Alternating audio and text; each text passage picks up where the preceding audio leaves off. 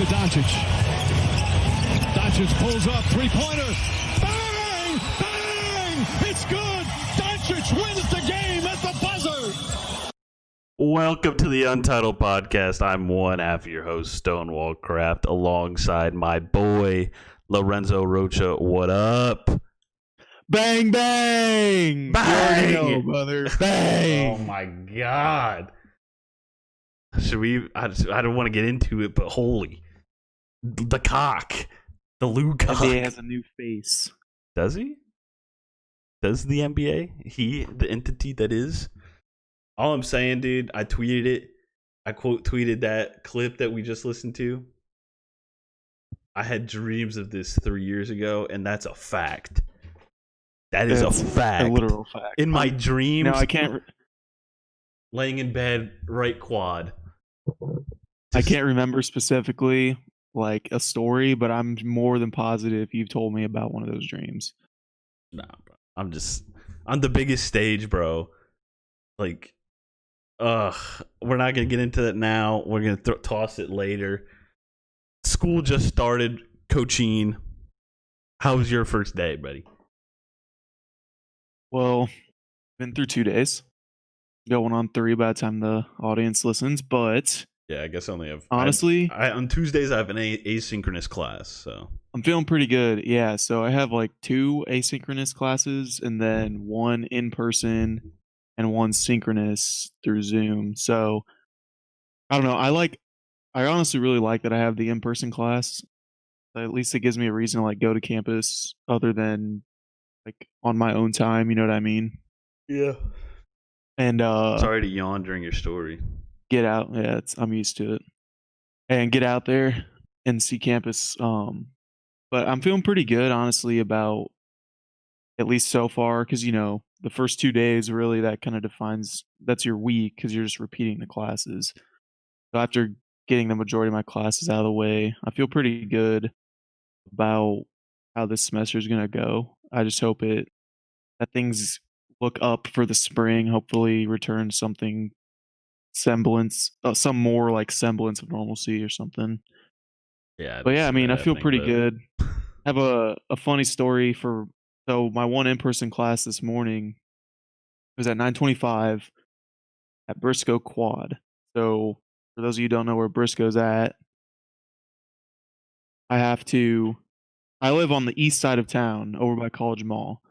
So already to get to campus, you have to ride a bus. It takes about 20 minutes, right? 25 minutes to get to campus. Right. And then on top of that, this bus that I usually ride, it's called the 9, goes around campus, like down Jordan, 3rd, Deanna, like all basically around like the main part of campus, and it comes back. But Briscoe Quad is over by the stadium, which is a completely different path. So I was trying to like do this time jumbling in my head, like how am I going to get to this class when I have to walk over there? It's like that meme I'm of not Zach sure how long it's gonna Galifianakis like doing all the math, like Literally. So I left at like 8 this morning. It gave me an hour and a half. I was like, all right, we'll see how long this takes. I get off at Wells Library, which is a pretty good distance away from Briscoe because that's like the closest that bus will take me, or it starts going off on a different route. Then I start walking this path, and I notice it's barely like 8. It's like 8:20 at the time. And I'm like, dang, I made really good time getting over here because there was nobody on that bus, dude. They stopped maybe once. Really? Dang. Yeah, at Tulip Tree. Because there was nobody else at any other For stops. people that don't know, that bus is usually packed in like sardines. Yeah, it is usually packed. Like even at the first stop, which is where I got on, you're already standing. Especially that early in the morning. So anyways, it was weird. There's like 3 people on the bus. I'm not even kidding. I digress. I'm starting to walk over there. I end up getting to Briscoe at like 8:35. It only took me like 10, 15 minutes to walk over there. So I'm there a whole hour early before my class. And I was like, man, I really just wasted all this time. Huge L. Like, probably it's such a 2020 thing because I had never taken an L that big in terms of like getting to class that early. I was just sitting there waiting. Someone was telling me about this professor I got. how he's kind of dope. Yeah, I had him last semester. So I remember he'd said something about this like this cowboy hat that he had, or whatever the heck it's called. I don't even know what it's called. Dude looks like Indiana Jones rolling up. Yeah, some Indiana Jones hat, whatever. And I see him. I'm just sitting there. Indianapolis Jones.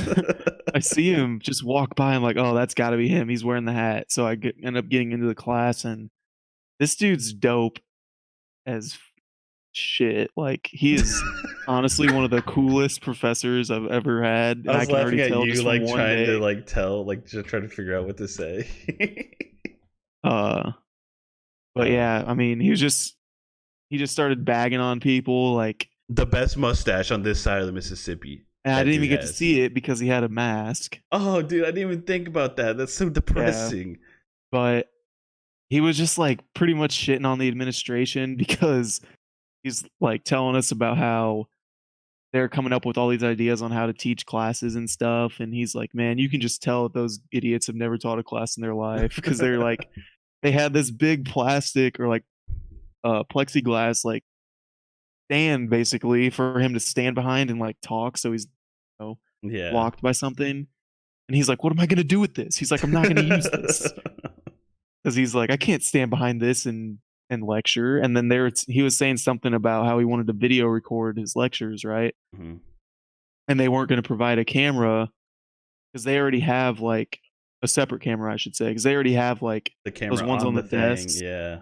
Yeah, and it's through Kaltura or whatever it's called. But you have to stay in front of the thing. Exactly. He's like, I'm not standing here and like lecturing in one spot to this camera. Yeah. So And he was dude, just kind of shitting this on dude's them. he's won 2 Emmys. I don't know if you know this. I didn't know that. 2 Emmys. He did not bring it up. He was like the main producer on Hoop Dreams. Great documentary about these two. Yeah, I've heard. I think I've. About these two like high school basketball players in Chicago. One of the best documentaries you'll ever see. Like, this dude's a legend. That's honestly dope. I did not know that. It just adds to his legend. Yeah, like, he's not gonna tell you that because he's living life. And I can't even tell you the amount of times I heard him say "fuck," dude. At least 10. Yeah, he's a legend. I was just like, man, this dude's so chill. Doesn't even care. He's really cool too, and like, he's like one of those people. Like, you meet these people that like when they're talking, you just listen. Like, right? Yeah, that honestly went by really fast. Yeah. How long was your class? 75 minutes. Was Zave in that class? No, so I have him. It's actually kind of funny because I'm taking the like prereq for the class that I'm currently in, and I'm taking that class. Oh yeah. So it's like intro to design and production is the first one. I'm in that one with Xavier. That's asynchronous, and then I'm taking 330 production management, which is after that, but I'm in both of them at the same time. Bro, he's one of those people, like, if you talk to him for like 5 minutes, you're like, dude, I kind of just want to keep talking to you and just pick your brain. Like, how do you work? That's kind of the vibe I was getting. He just is one of the, honestly, after one day, I can already say one of the most interesting professors I've ever had. Yeah, he's probably I had him like last semester I had is probably the best semester like I ever had, which kind of sucks because it got cut short. Like, yeah. I had this other professor that he won a Pulitzer Prize for narrative journalism. Like how long the story was like 26 pages. Like, it was like an article that was 26 pages long about like this family that got murdered in Florida. It was crazy. Like, I started reading it and I was like, dude, this is too much for me to read. Like, just lengthwise, because I'm not about that. Like, he formulated those words and put them on the page. Like, what? Yeah, I get that. That's crazy. Thomas crazy French. Guys out there. Oh yeah, he's the dude that Steve French. Steve French, bro. 2 Trailer Park Boys references in the first 10 minutes. Who would have thought, dude? Oh my goodness. So I mean, my first day was kind of weird because like I basically made my schedule yesterday, the first day. Yeah. Like everything just got switched around, so I had to like figure like because every class, even if it's asynchronous, like it gets assigned like a time slot. I don't know if that's the case for everybody, but Yeah, that's how some of mine are. so like all these I swear all these classes 3:10 to 4:30. Everything, I swear. So like you can't schedule a class, two classes that happen on the same day as 3:10 to 4:30. But this class I wanted to take was asynchronous. I'd come to find out. So like it wouldn't have mattered. Anyway, that was my day yesterday, just trying to figure out my schedule basically. But gonna be a dope semester. Mondays and Wednesdays are packed. Tuesday, Thursday I have one class, but apparently it's asynchronous. So I'm only gonna have class Monday, Wednesday, basically. Dub. We take that as a dub. Huge dubs. That's pretty much for. I don't have any class on Mondays or Wednesdays. Pretty much, I only have one, and everything's posted at the beginning of the week, so it's do it on my own time. Whenever, yeah, dude. It's gonna be cool. I mean, it's nice because like we're still in Bloomington. I have one class that meets on Mondays, but it's like it's the Monday Wednesday class, but I only get to go in on Monday, like my half of the class. The other half of the class goes on Wednesday. I don't know how. Like, is she? I don't know what if they're gonna teach the same thing those 2 days, or what. But because that'd be kind of messed up if she's just like continuing the content, but like only half the class just come in. You know what I mean? Like, I don't even know. Like, how do you reconcile that? So, yeah, Can't tell you. I couldn't tell you. Good thing I What's don't it have to to deal ya? with this. Ooh.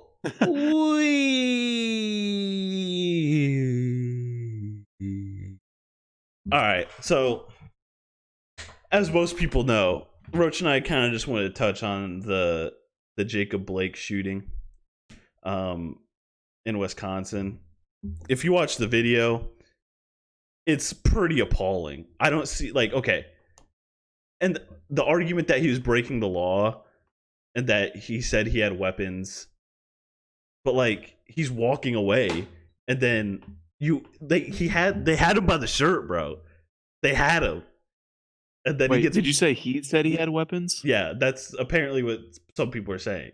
I don't know how true that is. Oh, what I had seen was so first of all, from everything I've seen, he was breaking up a fight between two women, and then police show up, and he's leaving the scene, but they want him to stick around because he was involved with it, right? Mm-hmm. And so he's walking to this van, and he has his 3 kids in the back of this van, and people are saying like, oh, well, you know, he's like you said, he's breaking the law, he's resisting arrest, blah blah blah, all these things, not complying with the law. And then they're like, well, and how are the cops supposed to know he doesn't have any weapons in there? Not necessarily that he did, but just like speculating, like, how do they know he doesn't have any weapons in that vehicle? Like, that's not. And like you said, they had him in hand, and they just blast him 7 times in the back. I mean, like, what? How is that even like? You know, these police have to know what's going on in the country, and they still choose to do that. well, I told you yesterday, they don't care. They don't care anymore. Like, it doesn't matter. Like, they know they're on film, but at this point, like, if it wasn't going to stop then, it's not going to stop now. They just don't care. You know, so. And I think it's going to be huge because the dude survived. That's the thing, bro. I told you yesterday when we were watching the Laker game, he's gonna sue them, and he's gonna he's gonna get so much money out of this, and it's gonna be such a big case. Like, I mean, if you're like the state, like defending this police officer, like what case do you have? Well, I don't even know. I guess the state would be against the cop, right? Right. Yeah, that's what I would be think. like a criminal thing. It's just crazy because all these instances, all these people are dying, right? When this stuff's happening to him, this dude lives. He's gonna be able to tell his side. It's not just gonna Yeah. come from, you know, Exactly. the That's police or just speculation. Like he's yeah. actually gonna be able to tell his side He's of the gonna story, tell what happened. Like, it's and crazy that that's he's huge. alive. Like, I'm so like, it's not like Yeah, crisis I think I averted told you because yesterday he was you shot told 7 me he was times, alive. I and just I told assumed you he he was was dead. alive. I Yeah, just assumed he died because I wild. didn't hear anything about it until you told me last night. I don't know how I didn't hear about it, but I was working. But um, yeah, dude, crazy. Just so sad too. Like his kids were right there. That the woman that ran over and like started yelling. Like, was she a part of the fight I that don't know. happened? I don't know, I don't know if she but was part of the fight or if she was just like some bystander who saw like what was kind of going on. well, But okay. In that view, that camera angle, like if he's not taking that, if that guy's not taking that video, you know, like who knows? Who knows how this stuff would like how this would have went? yeah, Like he had a clear view of the whole thing. So I mean, hey, that's why if shit's hitting the fan, you got to pull out your phone and take a video. Like I don't care what the perception is of it, like because you could show this happened. This is what I here's the video of what happened. Like it's not he said she said. Like can you imagine like back in the day, like when because this stuff it's been happening for just hearsay, dude. years. They're just getting off Just scot free, hearsay. dude. Yeah, Like and it's people want to say, "Oh, how are you going to just stand there and record? Like, do something about it? What do you want them to do? Go run up and get gunned down themselves?" yeah, yeah, exactly, dude. Just Like, there's the argument is completely like it's based on it has no foundation. Like it's just like trying to poke little holes into stuff. Like what is your intent when you're trying to when you're trying to justify that dude getting shot 7 times? Like I don't understand. I mean, Not everything has to be like oh, someone said this and they voted for this person, so I have to disagree with everything they say. right? Like that It's it just doesn't have to be simple. that. It's simple, right and wrong. There's like I was saying, there's two sides, and it's crazy with everyone's like political views. It seems like there's like 4, 5, 6 sides to everything. I'm like, there's really not. Yeah, but then it's like okay, say an issue does have that many sides to it. It's still going to be argued this side versus this side because our political system's so fucked. Like, I don't know, dude. Libertarian or bust. Libertarian or buzz. Okay. I don't know, dude. This is going to be a very telling election. I'll tell you what though. Like people think that just the people that didn't vote in 2016, like if they went out and voted, that Trump wouldn't have won. I think even more people are going to come out and vote for Trump than they did before. And Like it's mind blowing, you know? It's mind blowing. yeah, That politics is definitely a little bit above my head. I've been getting more ingrained into it because it's important, and it's something I've definitely overlooked. But it's just so silly, like how polarized, like not polarizing, but like how these issues, this is the Republican stance. These issues, this is the Democrat stat. If you're anywhere in between, you're ostracized by the party that you affiliate with, and then yeah, the other side uses that person as an example as to why, like, so, okay, say like a Democrat is pro-life, okay, hmm they're going to be ostracized by the Democrats, but then the Republicans are going to be like, look, even the Democrats don't agree. Like, they're going to use this person as an example of why, like, you should be pro-life. Like, that's just a random example, but that's how yeah. everything is. It's just so stupid. Anyway, I'm Just listen to Washington, bro. don't even get me started on George W. Anyway, I'm bummed now. Make me feel better, Roach. What's next on the docket? I think we spoke about that enough. Our position is clear. I mean, here's something that'll cheer you up. MLB news. Oh, you're bringing the MLB news again. I know you got a soft spot for the MLB. I do. So yeah, in classic MLB fashion, fuck the MLB. So moving on to Actually, can I really insert something here? Sure. The Cubs are playing out of their mind. One. That makes him Second, happy. I'm right about you, Darvish. People were saying you, Darvish, isn't worth this money. He sucks. But he is. He is. He's the ace on the Cubs, and everyone just needs to get used to it. I digress. Is he playing well? Yeah. Dope. And his hair, it's feathery and lethal. Gosh. Moving on to NFL news, probably the biggest headline of the week for the sport of football is that Earl Thomas was released by the Ravens. You know anything about that situation? Okay, so I don't know what went on with the Ravens and Earl Thomas, but can I give you my Earl Thomas take? Let me set the backdrop. Okay. Give me Earl Thomas take. So I was going to ask. So Earl Thomas got into a fight with this other safety on the team. I forget what his name was. And he was sent home. Like, Earl kicked Thomas. out of practice. Yeah, sent home from the facility. Like, they didn't want him there. So when I first saw that, I was that's like, kind of spicy, not gonna lie. Kind of weird, yeah. Like, okay, I get maybe keep holding a dude out of practice, but keeping him at the facility. But you sent him home, like, okay, this is like weird. he's in high school, bro. And then, like, I think it was the next day or maybe 2 days after, they officially like informed him that he was not going to return to the team. Like, they were releasing him, and so I'm like, okay, like that's also pretty weird. Like something deep had to have been going on, right, for them to do that. It wasn't just like a one-off situation. And it comes out that apparently, since he's been with the team, he's pretty much just like he doesn't care what he does. He'll show up late to meetings. He'll miss I did like hear practices. about that.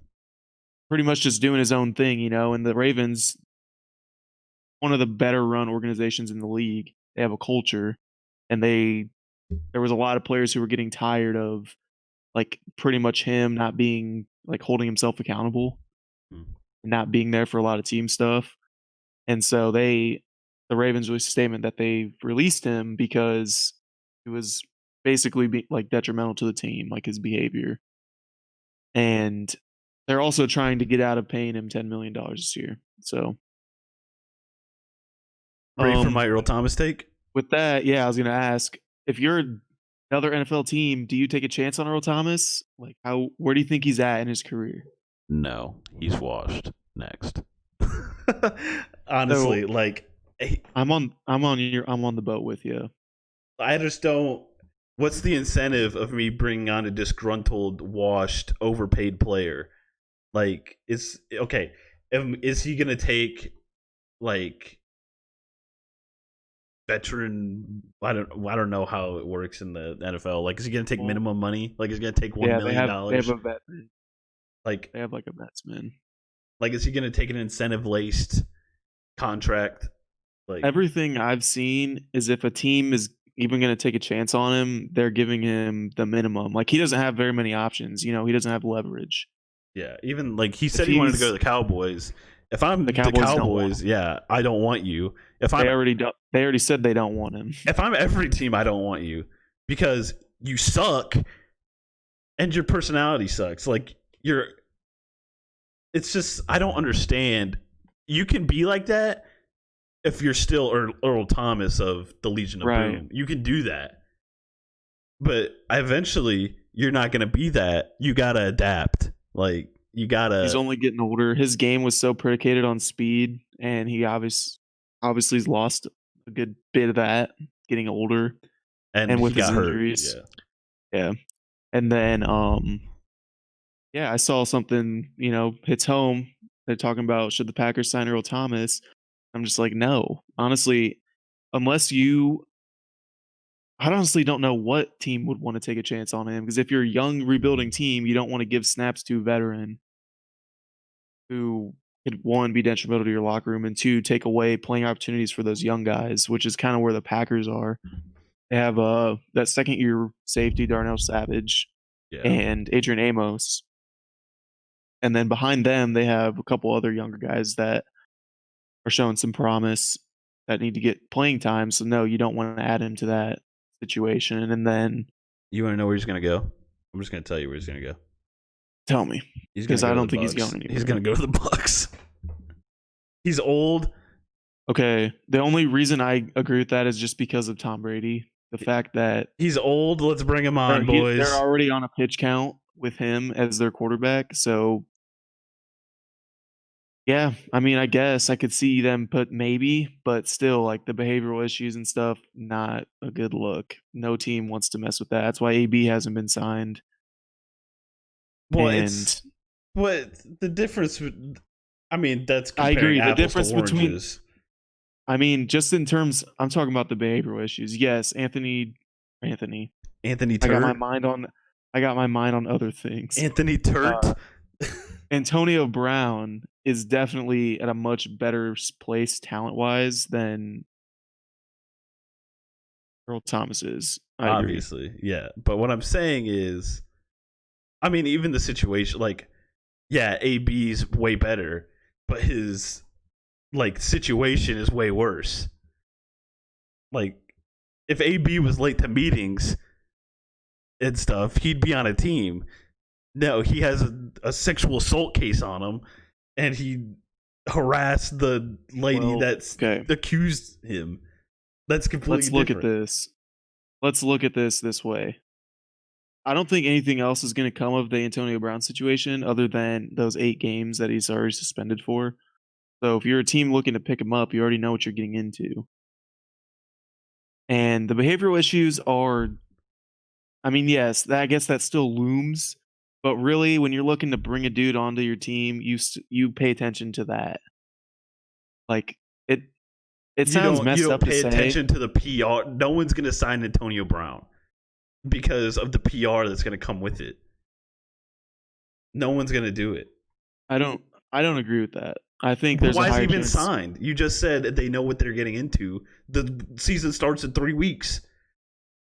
Okay, they know what they're getting into in terms of he's only going to miss 8 games. They know what they're getting into. He's going to miss, I mean. 1, he's going to miss half the season, and 2, he's a bad PR move. Like, that's why he's the big 2. No, I don't think it's the bad PR move. I think it's the behavioral issues, and they don't want him coming into their organization and ruining it. Like, I don't think that's true at all. Like, think about how many like prima donnas are in the NFL. Bro, listen to me. Before the PR move, the whole thing came out when he was with the Pats, nobody wanted to pick him up. That's why the Pats picked him up. The Pats were the ones that took a chance on him after what happened in Oakland because nobody wanted to put up with him after everything he pulled in Oakland. You're saying the only team that wanted him was the Pats. The only team that offered him a contract was the Pats. No, I'm not saying that. But the Pats signed him, didn't they? They didn't give him that much money, did they? They did. They gave him a lot of money. They gave him like $11 million for 1 year. They didn't commit to him. Listen to me. Every team wanted AB before the sexual assault stuff. Okay? That's still there. That's why he's not signed. Every team still wants AB. Then why isn't he signed? Because they don't want to put up with it. So they don't want him. Bro, when Anthony... What are you talking about? Anthony, bro? When Antonio Brown was released from the Raiders, I didn't hear anything about any teams wanting to pick him up until the Pats. Every team wanted... He's getting paid $1 million if no one wants him. Just look at the contract. If no one wanted him, no one would have offered him $11 million. He wouldn't have made that much money. He would have made the minimum. You're literally not understanding what I'm saying. Because what you're saying makes no fucking sense. No, because what I'm saying makes you're not understanding it. You're being very small-brained right now, dude. What are you talking about? It's the same situation. You just said so many teams want him because they know what they're getting. Then I said never no said so many teams want him. I said it's a better situation than Earl Thomas because you know what you're getting into. No, it's not. With the PR move, it's not. With the PR, it's not. Okay, that that's big part of of a deal. it.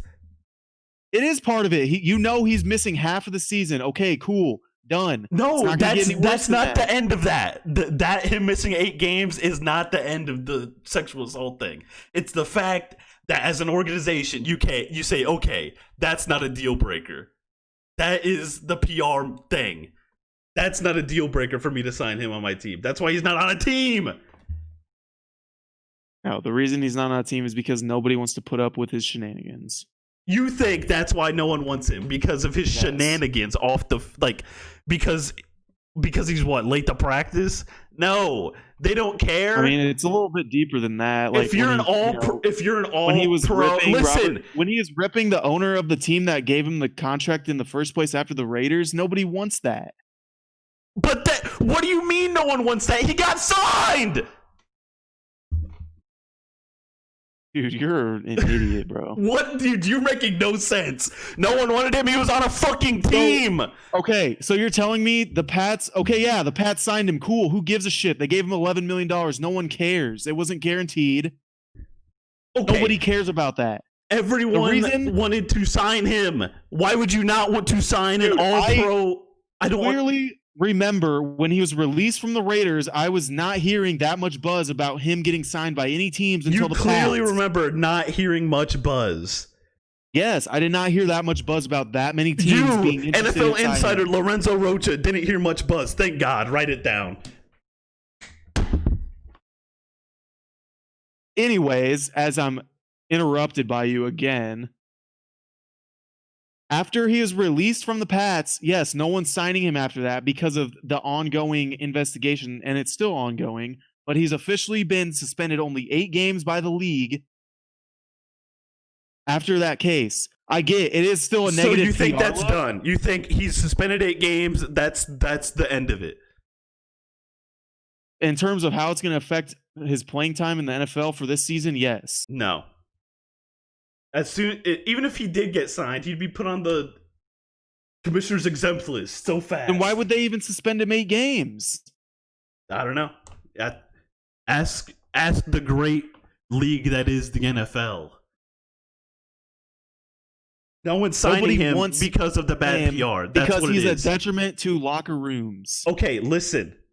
Okay, you're a detriment to a locker room. You're still an all-pro receiver. Like, that's... I just don't. That's not a big deal. If he is a diva, no one cares that you're a diva. No one's gonna not sign. Listen, no one's listen. No one's not gonna sign. There's really a lot of teams that wouldn't. There's really a lot of teams that wouldn't. There's really a lot of teams that wouldn't. A lot of teams. The Pats all the teams. All the teams. The Pats do. All the teams are a lot of teams. Which one? 100% or 80%? I just said a lot. So why don't you use your brain? Okay. Listen, you're making no sense. I'm not. Why are we even talking about this? This doesn't even matter. But you're wrong. First of all, that's the end. Okay. Of it. I'm done talking about it. That's your opinion. That's fine. Oh, you're so fucking stupid. Anyway. Earl Thomas sucks. Basically, that's what comes of that. God, I'm hot right now. I need to open the window. Okay. Roach, are you gonna take us to the next? I'm hot. All right, so that's pretty much all the news we got for NFL this week. Kind of slow. Kind of a slow news week for the NFL. Season starting in 3 weeks, so that's exciting. No preseason. Yeah, I can't wait to watch ass football week 1. Be prepared to hear more of that in fantasy. Oh, once fantasy gets going, it's going to be a weekly thing. Just talking about how we get screwed over week after week. But NBA is the hot league right now in the playoffs, and we had 3 sweeps in round 1. Mm-hmm. Celtics, Raptors, Heat took care of business. Okay, what? Let's start with the Heat. what? People were like, before the season, like the postseason, everyone's like, dude, Heat Pacers, that's going to be a fire series. What went wrong in your opinion? Sabonis being hurt went wrong. I agree. That's huge. But other than that, I mean, I think the Heat, they're just built for playoff basketball, dude. I agree. Like, yeah, it's regular season, fine. They didn't look like the best team, but they're built for playoff basketball. They're great. They have some great 3-point shooters, and then you got a dog like Jimmy Butler leading that squad of guys. Well, Like, I mean, the it's just epitome like, okay, of toughness. it's just like the tale of having a superstar. Like, okay, take Jimmy Butler out, say like the basic. I mean, they didn't add anybody else. Kendrick Nunn, Tyler Hero, like those are just role players. Like, but they're playing really good roles. I get that, Well, at least, but okay, take out. Say it's last year, Pacers, Heat. They're basically the same team. Because let's be honest, Victor Oladipo isn't a superstar, and we keep kidding ourselves and saying that he's a star. And he was hurt too. Yeah, but I mean, say they even get Oladipo, like that's still going 7 probably. Like I don't think the Pacers are that far ahead of them. Like if they have Oladipo last year, but then if you add Jimmy Butler, like that's a superstar. That's a closer. Yeah, like that. Think about how many games he's probably swung. I think the emergence of Sabonis this year too plays a lot more into it, but even with him, I mean, it still probably would have been maybe a 6-game series. Yeah, I mean, in my opinion, Miles Turner, you should trade him in a way at value. Like he's worth nothing now. No Sabonis, tough, but I don't think he's really making that much of a difference in this series. I mean, it's just the Heat are a better team at the end of the day. Yeah, the Pacers were just lost offensively. TJ Warren back to his old self. Yeah, and Oladipo, honestly, I don't think he even wanted to be in the bubble. He said he didn't want to go, but then he realized like he wasn't going to get his check because he was cleared. Yeah, and he was like, "Well, I guess I gotta go. Like, I want to get paid." I was kind of feeling like weird about him because the way he was just playing so recklessly. Like, I don't. At least when I was watching yesterday, probably because it was the closeout game. But like, casuals think that Oladipo is the best player on the Pacers. He was with Sabonis, I mean, before this year, I'd say he was, but okay. But even like when he came back, like, dude, Oladipo, he's their best player. They're gonna elevate. I was worried when he was coming back because I'm like, dude, they've been churning without him. Mess with what they've been going with, yeah. Like at best, he's the 3rd best player. They're better with him on the floor, though. I agree, but he's got to realize he's not cut from the same cloth as like these other like people were saying, like people were wilding, saying that they like won the Paul George trade. Like at the end of the day, you still want Paul George over Victor Oladipo and Sabonis. Like, yeah, you're wilding. Like Brogdon's better than him, and Sabonis is better than him. So let's just stop it. Especially we live in Bloomington. People kind of like the Pacers, sort of. Like it's weird. They kind of just like the IU players. They just like bring it up. Like, oh, dude, Pacers last night. What? You didn't watch the game? Like what? Never been a Pacers fan in your life? You've watched probably 20 minutes of Pacers basketball in the whole time you've been in IU. Like, what are we talking about? So how iconic. Yeah. Oladipo sucks. Next. Tough. Celtics. Okay, we'll save that one. Raptors, Nets. Let's save that one. You knew that was coming. Yeah. Nets, I mean, it's just you had a depleted Nets team. Thanks for coming to the bubble. Well, and it like they were playing well in the bubble, but it felt like they gave all they had on that season finale against the Blazers. Like they put so much into that game. They lost that game, and I mean, it's not like they were going to do anything in the playoffs, but if you would have told me they would have won a game, I wouldn't have been shocked. Yeah, I thought, but they just put so much. LeVert's a dog, dude. He could have won him. He is, and I can't wait for next year for them. Yeah, they're just going to run it back with their honestly But they're not. low-key loaded They're team. not going to run it back. I guarantee you they make a stupid move before next season because Kyrie and KD want big names. They don't want Karis LeVert. They want Jamal Crawford on that team. Dude, I bet you when they got Jamal Crawford, Kyrie text KD, dude, we need to get Jamal back next year. What? Yeah. Well, and I was seeing some stuff that Kevin Durant reportedly wants him back. Well, okay. I think one thing that should be taken away as a fan of basketball over the last 13 years, players while they're playing, even after, I'm just going to say in general, players are the worst scouts for talent. Like, okay, Kyrie and KD were like, dude, we need a third star. Who did they call up? DeAndre Jordan, who has been washed for the past 2 years. Doesn't honestly have any business playing in today's NBA. Literally doesn't.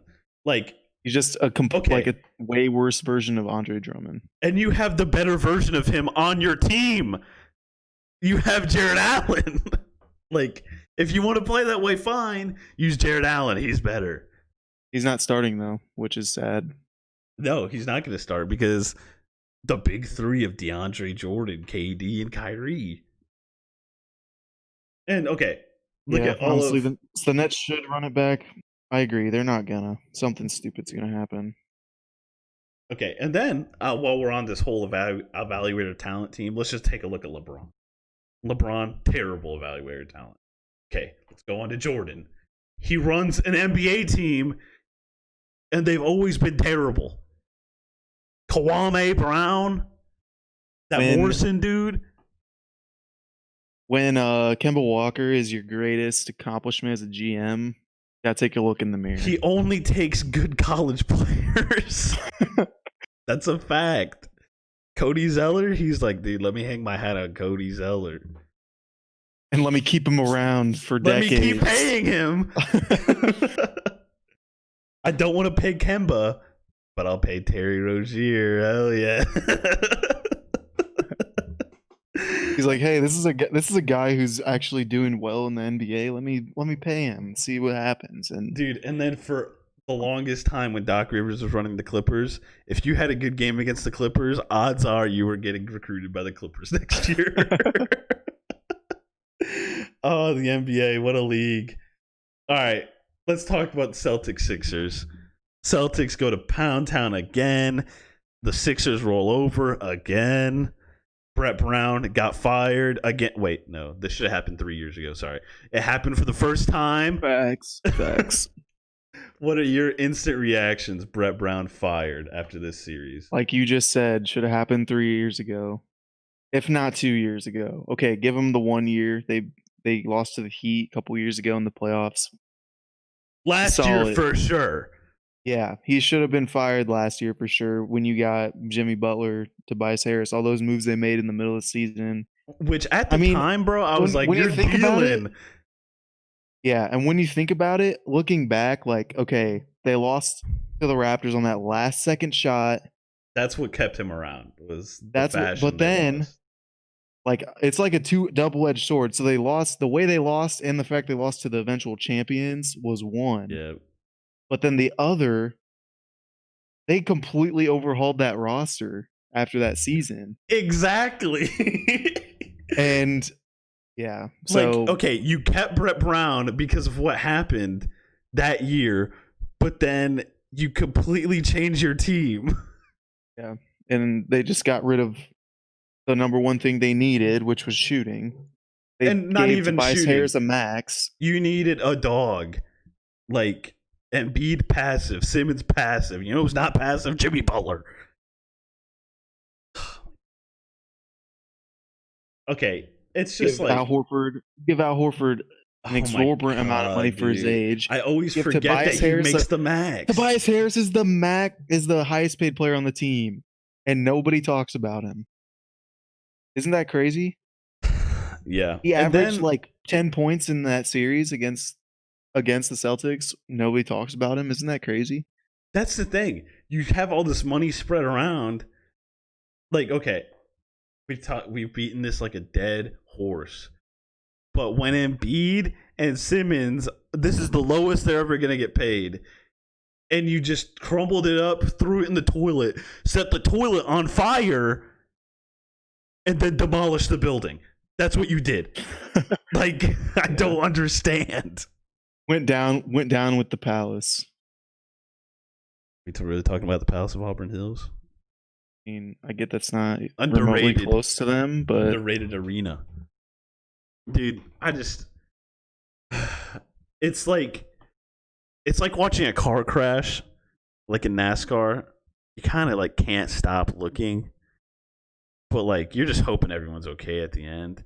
dude, that was such a great analogy. Did you think of that at the top of your head? I mean, the whole thinking they're okay at the end. I did just make that up, but the car crash things.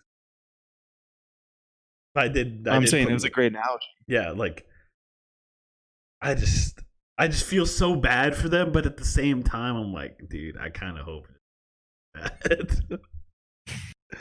Like, Yeah, that's terrible, but it's true. it is. Like Simmons, great. By the way, Bill Simmons, I know you're listening. Stop taking our pod topics, please, God. He's about to do 20 Or minutes. At least give some credit. He's about to do 20 minutes on Antonio Brown this week. If he does, I'll lose my mind. I'm blowing my brains out. Yeah, I mean, it's cool if you want to take some of our topics, dude. Just plug us. You know, give us a little bit of Hire us, viewership, please. Please. So yeah, playing in with those Sixers and Nets. There's rumblings of Pop going to either one of those teams. You think it happens? You told me that. I didn't know this. Again, I was at work. I just don't see it happening. Like, I think Pop is at the point where he's either going to coach the Spurs or he's going to stop coaching. Yeah, that's well. See, so Xavier was talking to me about it earlier too, about how, oh, dude, he's going to go to the Nets, blah blah blah. I'm like, I mean, a couple years ago, this dude's talking about retiring. Yeah. And like, what's he going to do? Go sign a 4-year deal? Like, stuffed it out with the Spurs because they were still, playoff caliber team. But now that they're looking like they're going to enter a rebuild, he's not up for that. And then the next logical conclusion for all these media experts out there is, okay, what team's he going to next? The dude was literally contemplating retirement a couple years ago. Well, the sad thing is that his wife died, and I think that was playing a big part of him retiring. And he's always talked about coaching Team USA. Yeah. And that was supposed to happen this year, but, COVID, right? That was supposed to be this year, the Summer Olympics, right? It's supposed to be the Olympics. Yeah, so he's going to coach 2021. That's been his dream. I'd still get so mad that Coach K held on to that for so long. Like, Pop should have been coaching them for a while now. But he's always wanted to represent the U.S. And he's going to get big stars to play in 2021. I think the 2021 Olympics is probably the end. Like, I don't even know. After this next season, then like he's going to just be done. He's going to ride off with the gold medal. He's going to be done. Which, I mean, what a way to cap off. Even more of a reason to re-up with the Nets for one more championship run. I just don't. And the thing is, like with the Spurs, he's been with that whole ride. Like, he's been there every step of the way. So when he's coaching those Spurs teams, like, culture's already ingrained. He built, like, this team that is on the floor, he knows how this team happened. Popovich. Every decision that was made for that team that is on the floor, he was a part of. Like, if he just comes into some different situations, going to be new front office, new owners, new players. He's not going to want to do it.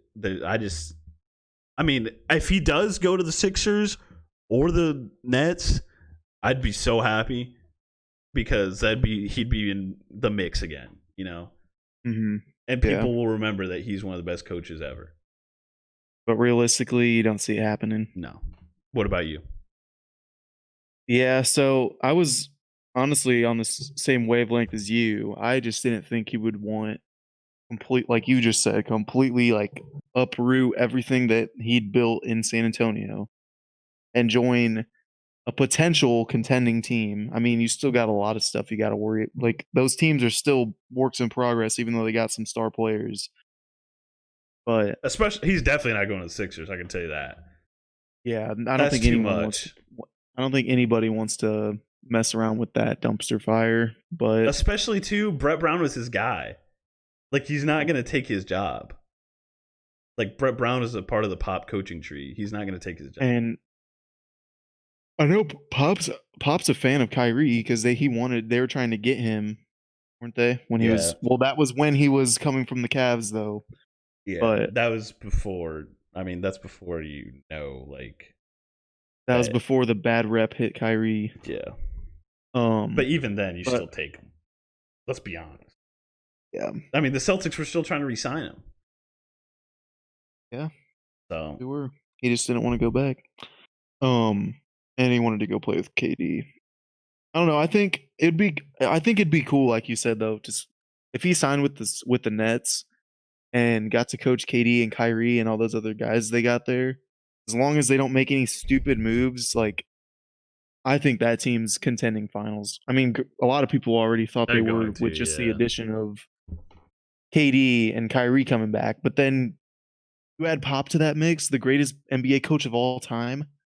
Yeah. Crazy. It'd be dope to see, but yeah, I don't think it's happening either. Yeah, I mean, be cool, but probably not. Anyway, what do you want to talk about next, Roach? So after the sweeps, we got a couple. Oh, we're going. I see what you did here. You went sweeps 3-1, then 2-2. Okay, spoiler alert.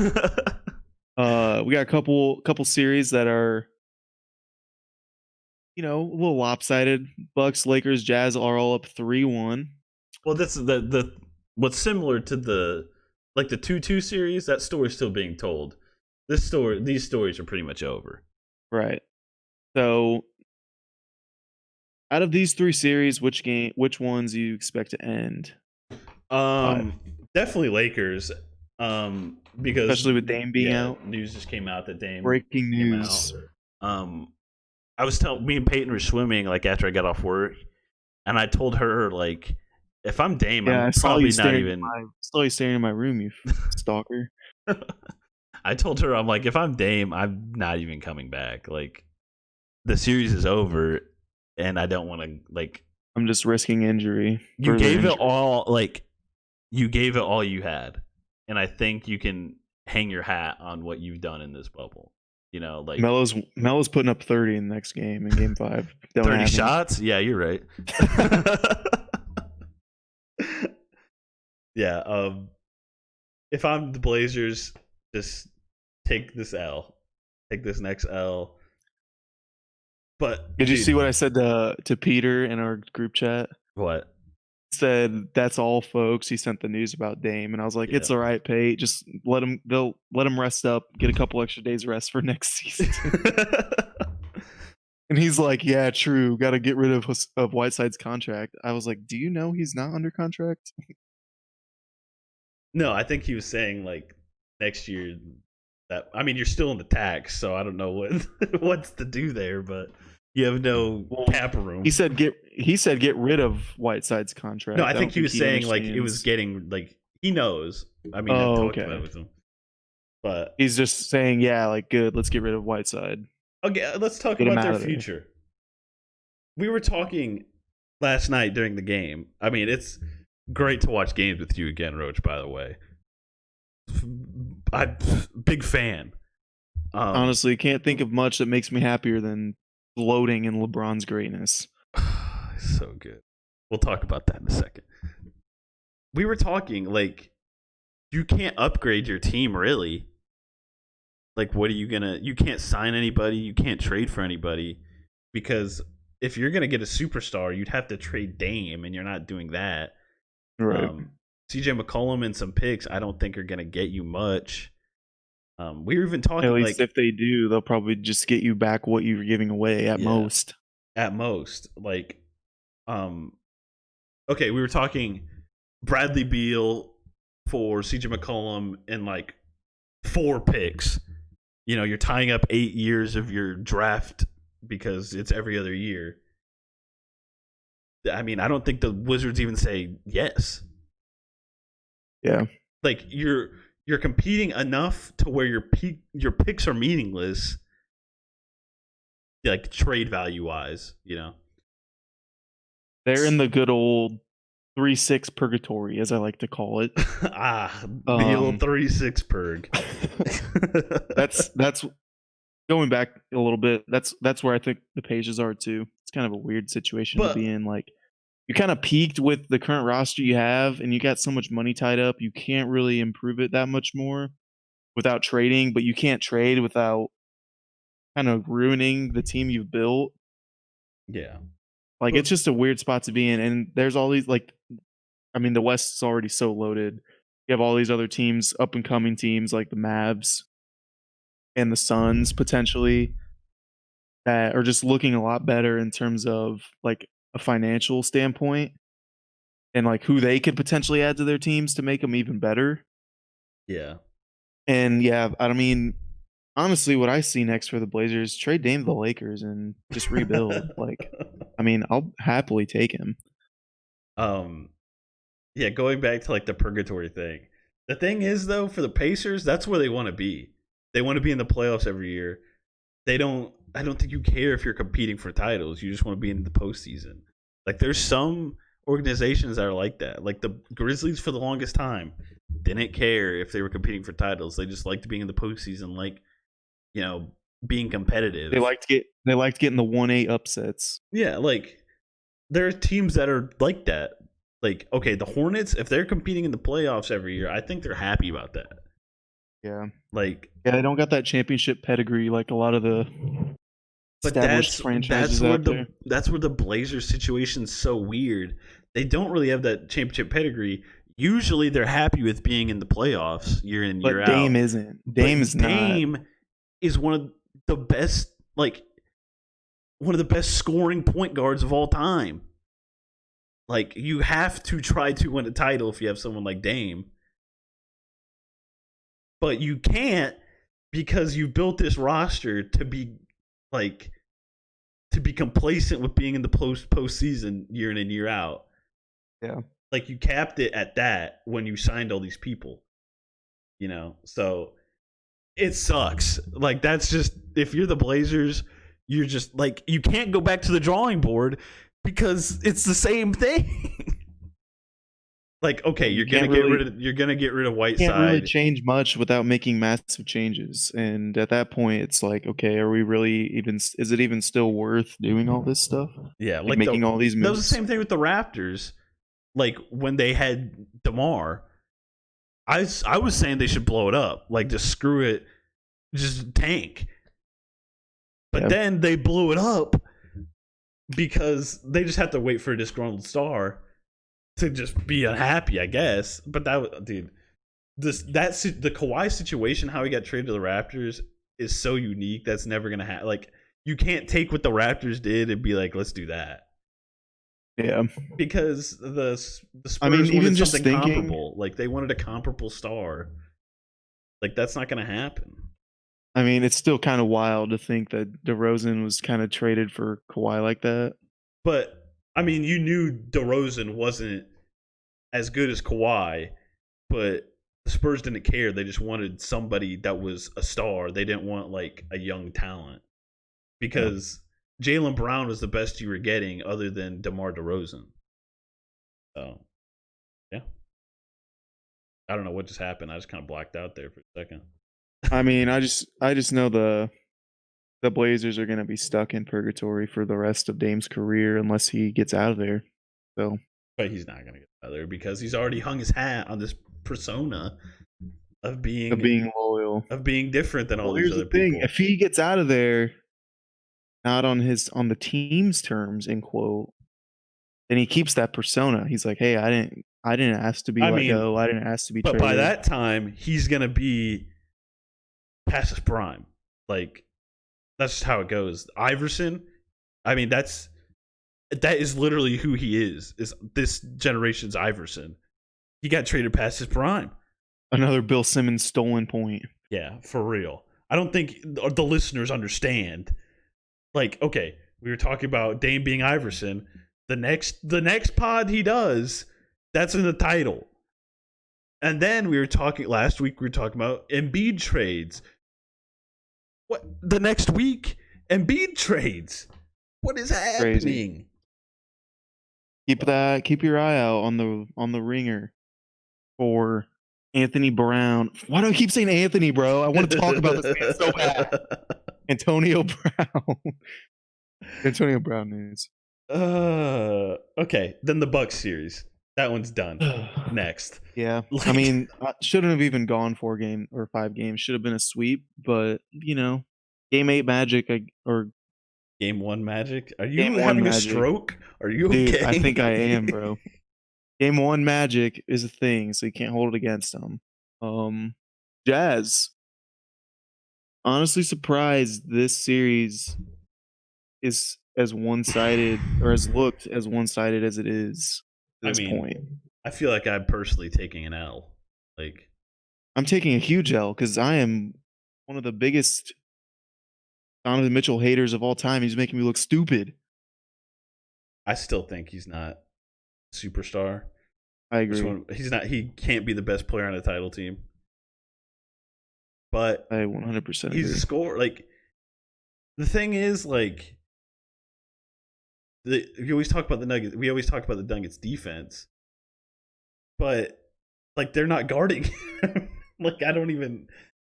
They're just having like Jamal Murray and Donovan Mitchell go at each other. Go for 50. Just having a shootout. It's just weird. Like, speaking of Jamal Murray, definitely worth the money in my opinion. Now that I think about it, the thing is though, like when he got that money, he was super inconsistent. But that's the thing in the NBA. You have to pay these people this money because somebody will. Somebody would have paid him that money, so you kind of get stuck, bro. But the Nuggets, dude, huge L. I thought they were gonna do well. Series is basically over, unless blame it on Corona. Just blame it on Corona. I'm gonna blame it on Skinny Jokic. He's not having enough coke pumped in his body through IV bags. Honestly, though, if he's not having 2 liters of coke pumped through his bloodstream every night, he ain't Jokic. No, bring back Jokic. He ain't Jokic. He's Jokic. How's that not been made a joke yet? That he's the Joker, like he's a clown. I mean, I don't know. You should start it. I can't disparage my dude Jokic like that. Sorry. I have a moral compass. I got to stay with my guys. The good old moral compass. Speaking of moral compasses, do you think LeBron had a moral compass last night when he was yamming all over the Portland Trailblazers? Dude. When he's pulling up from the logo? From, like, okay. What a statement. Because everyone's talking about the Blazers. Everyone's talking about the Blazers. Nick Wright tweeted last night, watch it so fast. People are going to talk about the Blazers not being, like, a good team. Just wait. And then Marcellus Wiley said it on whatever the show is. I don't even know. Talking about how they were a sub 500 team. That was Skip Bayless yesterday too. Like, stop it, dude. We were all talking that they were, dude. Could they, if they can beat the Lakers? People were saying they would sweep them. Yeah. Charles Barkley was saying that. Yeah, like, I mean, realistically, let's not forget the Blazers were a 3 seed. Yes, hiding as an 8 seed. They are. That's what they are. Yeah, like if they had that team at the start of the season, they'd be a 3 or 4 seed. Yes, but they're not an 8 seed. It just shows how quick, dude. That's not the Grizzlies, bro. That's an 8 seed. The Grizzlies are an 8 seed. The Pelicans would have been an 8 seed. This is not an 8 seed. It is a 3 seed. team. Yeah. Dude, but tough that. Great transition here. Wait, watch. When they beat the Blazers, they're going to have to play the winner of Rockets Thunder, which is looking like it's a heater at 2-2. Give us the breakdown, Roach.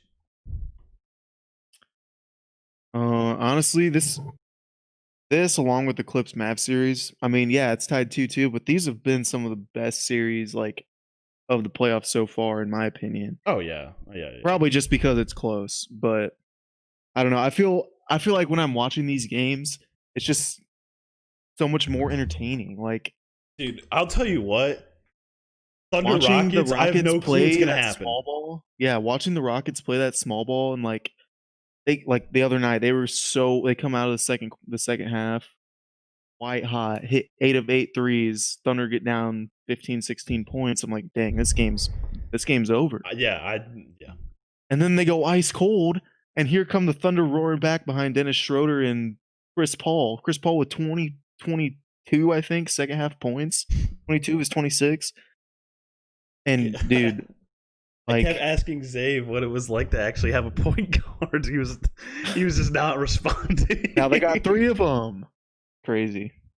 It's just like, oh my god. I mean, I'm excited to keep watching these series play out. I don't know. I just think the Rockets are such a weird team because they play small all the time. I still feel like they're in control of the series. They're hyper lethal. They're hyper lethal from 3. I agree. When you can shoot the way they can shoot, and also the fact that you got Steven Adams being a no-show for the series, who's supposed to be your biggest advantage against this team. Zave's you can't only have 8 rebounds. You can't. He's in denial. This is not happening. Alexander should not be out rebounding Steven Adams. I told him it's because he's used to giving all of them to Russ. It really is. It's just ingrained in his head. How to rebound. It's like a horse when you is off the trail. He knows how to get back home. Steven Adams knows how to get back home. Just box out. Don't go for the rebound. But I mean, he doesn't have hops, dude. He does not. Doesn't. He's just huge. He's got massive arms and he's 7 foot tall. Dude, he's strong. He's definitely that New Zealand bred type of guy. He's Aquaman, dude. He's Jason Momoa at 7 foot tall. That's just fast. But yeah, I still feel like it's 2-2, but I've liked what I've seen from the Rockets way more than what I've seen from the Thunder. I don't know if that's just me, but I just still feel like they're in control of the series. And I think that's a byproduct of seeing their wins, like the Thunder, and they won an OT, and then they won the game. What was it, yesterday? Mm-hmm. They won the game yesterday. Coming back right from being down 16 or whatever. Who, the Thunder? Yeah. So, and the Rockets' first 2 wins, they won convincingly. So I think the way they're getting the wins, it's looking like the Thunder are kind of just scraping by. Well, I remember after game 2, I'm thinking sweep. It just didn't look like they're on the same level. Up. Yeah. Dude, I can't. And the Thunder didn't shoot the ball well at all in those first 2 games. It started to hit the mean again, which I think is another reason why. It looks a little closer. Can you personally think of a bubble game where the Rockets have gotten outclassed completely? Because I can't. No. Where they just got smoked. I guess they lost. Didn't they lose to the Lakers? Did the Lakers blow them out? I know they got blown out once, but I don't know. I want to look at it. I'll look it up. When I'm watching the Rockets, dude, I feel like I'm watching the best team. I don't know if that's crazy, but I feel like I'm watching the best team overall. Yes, bro. Overall, yeah. I feel like the entire when I watch, league. Yes, I'm not saying just in this circumstances in the bubble. I feel like I'm watching the best team. Is that blasphemous? So they lost 123-105 to the Spurs in the seeding games, and then 134-96 against the Sixers. I mean, listen. Yeah, I feel like I'm watching the best. I'm sticking to that take. I feel like I'm watching the best team when I watch them play.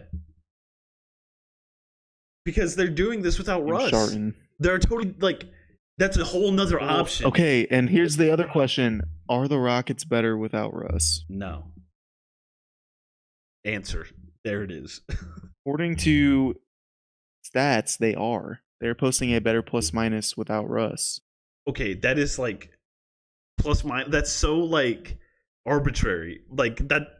What has happened? You know what I mean? Like this. I feel like you're put into better Doesn't situations. tell the whole story. I'm not saying they are. No, I agree, but I'm sure people are making that argument with that stat. When you have Russ on the floor, you have way more options. That's a whole nother spectrum of basketball like situations. You know what I mean? And I think Russ's the greatest advantage to having Russ. Yeah, upside from what you're saying is it just allows them to have that kick and shoot option at all times. Yeah. Like they can have four spaced out, and Harden can do his nasty step back and hit. And think about how many boards he'd have because Steven Adams would just let him have them. Think about that, dude. True. Or he can just drive to the hole and kick like he's always done. And the same with Russ. I mean, you know that's what he's going to do. He's not going to pull from three at the rate Harden does, but I mean, it just lets them have. He is more likely to get to the rim than Harden is. Yeah, and they're both kicking, so it just lets them have that presence at all times. The way they stagger them is honestly just perfect. Well, and the staggering with Chris started with Chris Paul, but Russ can play more minutes than Chris Paul at the end of the day, I think, personally. And I think Russ is more suited to be a two. At this point in his career, I think he's more suited to be a second option than... I mean, that's what was happening when Paul George was there. He turned into the second option, and they just didn't know what to do. But, like, Harden is the perfect pair for him and the player that he is now. Yeah. I agree. I'm just saying, I'm saying it one more time. I feel like I'm watching the best team in the bubble. I don't know. Does Russ come back? Is he coming back soon? I don't think he's coming back this series. I don't think so. I thought they were playing tonight, so he might come back, but I don't know. I think they're playing tomorrow. Yeah, they're playing tomorrow. But Russell Westbrook will remain out Game 5. Yeah, I thought I saw that. That's why I thought it was tonight, because I thought it was weird that they said that like the day before. Today. Like, I mean, if it's pretty clear that he's not going to be playing in 2 days, like that happened this morning. If that like 2 days out, you know he's not going to play, kind of concerning. Yeah. What was the other series? Are we talking kidding me? Mavs Clippers? Oh yeah, we are, baby. What was the other series? Speaking of Mavs Clippers, are we watching this game tonight? I'm watching it with Peyton. We're having a little night, dude. Having a little night. You get Lakers nights. Okay. Peyton gets Luka nights. Peyton was there from the beginning. I can respect it. Dude. Okay. Let's just talk about the step back, get it out.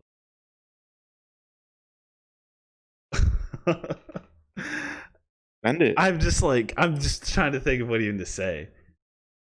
Big time players make big time plays in big time moments. That's the lesson. Big balls Doncic, dude. And it's not like Doncic. It's not like he just like hit that shot. That's like all he did the whole game. No, he scored 43 points. He had 17 rebounds. He had 13 assists. The year is 43, 17, 13. Now the question Life is good. Are they better without Porzingis? No, that's the answer. Porzingis is out tonight too, which is tough. But dude, okay. Other players, when Kawhi is on them, are non-existent. Luka changes speed. Like, the league just doesn't know what they're looking at. Like, when he moves, he's not fast. He's not strong. It's his pace, dude. The pace that he plays at is so, like, inconsistent. He is pretty strong. He is. He's not. Yes. He's not fast. He's not the most athletic guy out there. But his finesse, bro. He's like Harden, but different. He's basically the right-handed white Harden at the end of the day. But dude, year 2, he's doing this, bro. Come on. And like, I'm gonna steal this from the Bill Simmons podcast because I started listening to it after. He's stealing stuff from us. Might as well. He was talking about like moments in like the careers of like all timers. He talked about Bird. I don't remember what he said because he sucks on Bridge Giacco. But when he said that, it made me think like LeBron. 09 Magic shot, right? Where it's like he hits it and then everyone loses their minds. Like that was a moment. That was like the first moment that he was clutch. Like a big moment, buzzer beater. And he's in what, year 6? Yeah. Okay, 07. He plays well against that Pistons team, but that's not the Pistons team. Though that wasn't the championship Pistons. Like Chris Webber's playing 30 minutes and he's dirt. He's about to become dust if he gets touched. So speaking of Chris Webber, terrible on the game last night. He's terrible all the time. Tough because one of my favorite players ever. Michigan man. But definitely can't perform in the booth. No, he cannot. He's terrible in 2K too, so don't. If you catch me on a Chris Webber game, I'm muting the TV. If Chris Webber is calling my game in 2K. He's Booger McFarlane-esque. I'll just say that. He's something, dude. But okay. People are knocking Kawhi for letting that switch happen. He couldn't really do anything. Like, he's kind of getting fouled by Maxi Kleber there, but they're not going to call that. Reggie Jackson, hand down, man down, pull up flat line. I'm just going to say everything.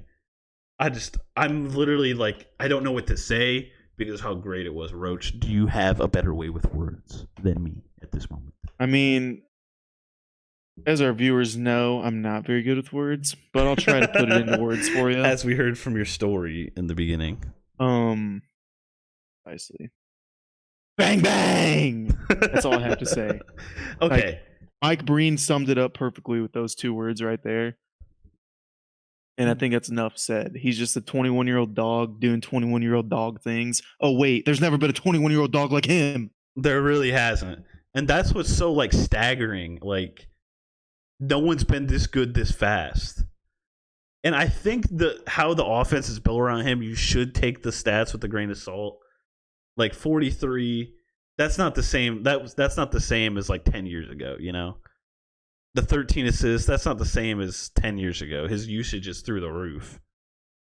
But he gets boards. Well, I think what's more impressive though, this isn't like him going up against some 8th seed team, bro. Yes. He's going against the 2 seed the 7 Clippers. Seed. He's the 7 seed going up against the 2 seed Clippers, who have, everyone wants to argue, the 2 of the best perimeter players in the league. My pick to win the title. Your pick to win the title, not mine. But, I mean, he's doing it against the top level, the best defensive players this league has to offer. Yes. And like Reggie Jackson, he's doing it against Reggie Jackson. Reggie Jackson, not the best defender, but I mean, and then people are saying no Pat Bev. What do you think? Okay, he's posting up Pat Bev the whole time. He's too small. He did it in game 3. Yeah, It did in game 2. The fact that they should, like, there is a world where they're up 3-1 in this series. They should be. It's just mind-blowing to me. A very real world. If they were up 3-1 tonight and they closed this game out this series out in 5 games, I'd probably just drop out of school because what I'm learning in life has nothing to do with real life, obviously. I mean, geez, dude. What's the point of me going to school for something if The Mavs are just going to beat the Clippers in 5 games. 7 games. I think that's, if you're a betting man, I'd bet on this game going 7. Dude, oh my god. And then, okay, let's talk about Pandemic P for a second here. If you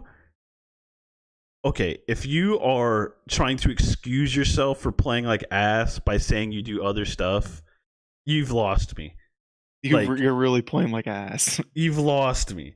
Like if you say, yeah, I'm not shooting well, but I'm doing this. What? Good for you. You're not shooting well. Okay, and then he's like, I can affect the game more than just scoring. Yeah, you can affect the game by letting Luka just go all over you.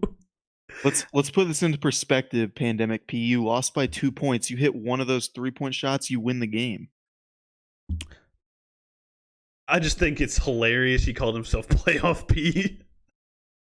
Did he do that, but like this year? No. Did he? I think that was a couple years ago. It was the Thunder, like I think he like one of the played first really Thunder well years. in the first Thunder year, I think. Damn, dude. Just like think about how much they gave up They for never him. made it out of the first round with the Thunder, but think about how much they gave up for him. yeah. They gave up a lot for him to play like that. And I don't know, that's the thing too.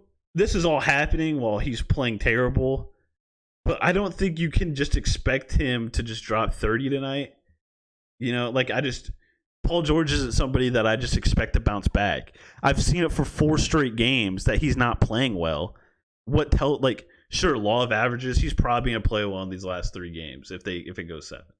He's probably going to have a decent game. That's what I was telling Xavier. He's like, "You think Paul George is bouncing back tonight?" I'm like, honestly, I don't have any reason to believe that, but I'm sure he'll start shooting a little bit better unless there's something wrong with him physically or even worse mentally. If someone's in a slump in baseball, they say the law of averages, he's bound to hit something eventually. Like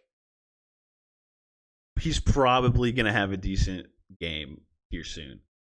But as soon as it happens, he's going to talk about him scoring. Oh, I thought scoring didn't matter. Pandemic P.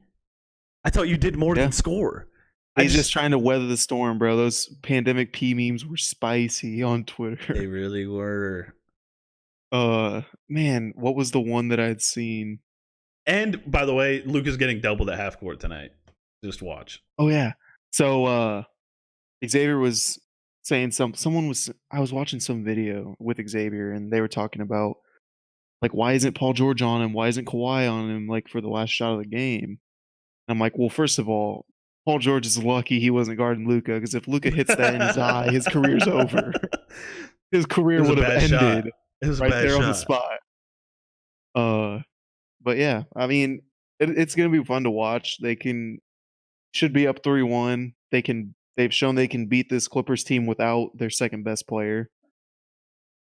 But here's the thing: I feel like before last game, I think with all the hype that Luka's getting now, I feel like they thought they could just guard him straight up with all those players. Well, and that's another thing that I had seen. So they're not going to play him straight up tonight.